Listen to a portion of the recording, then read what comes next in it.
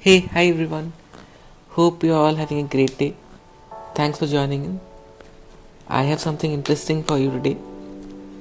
Just to give a heads up, I love writing short stories, thoughts, and anecdotes. That is something which it always helps me de-stress. Kind of a getaway from all the madness that we are surrounded with. So today I'm going to recite a poem that I wrote some time back. It goes by the name Sangharsh, which translates to the word struggle in English. The poem is in Hindi, so I thought it would be really nice if I could provide a context before I began, just to reach out to the wider audience. Sangharsh revolves around the dilemmas and the inner struggles that the poet faces day in day out regarding some of his very personal decisions and experiences he has had with some of his dearest in the past. His mind and his body are at a constant war, which has taken a tremendous physical strain on him, and he cannot take it anymore. So he grabs his notebook and begins to scribble. संघर्ष. स्वाभिमान तो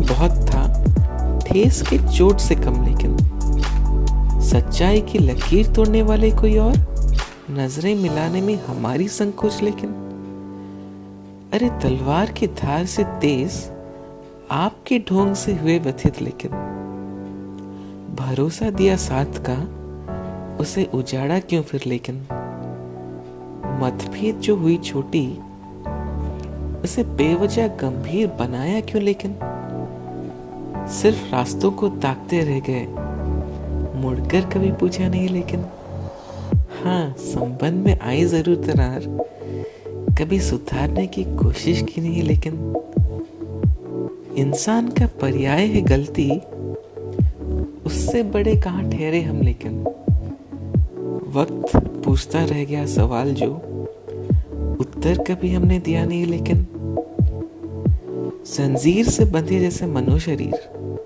क्या सही क्या गलत मालूम नहीं, लेकिन अच्छा था मासूम हुए करते थे, जिंदगी आज इतना मुश्किल इम्तिहान लेगी, मालूम था किसे, लेकिन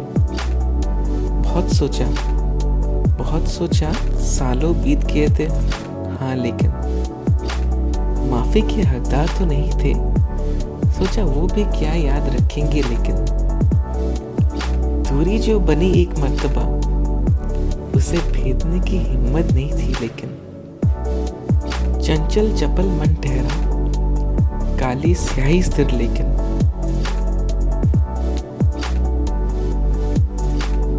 before I let go, I definitely like to add something. To be vulnerable is to be courageous. To be forgiving is to be godly.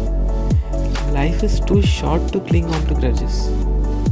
Be accepting and keep moving on.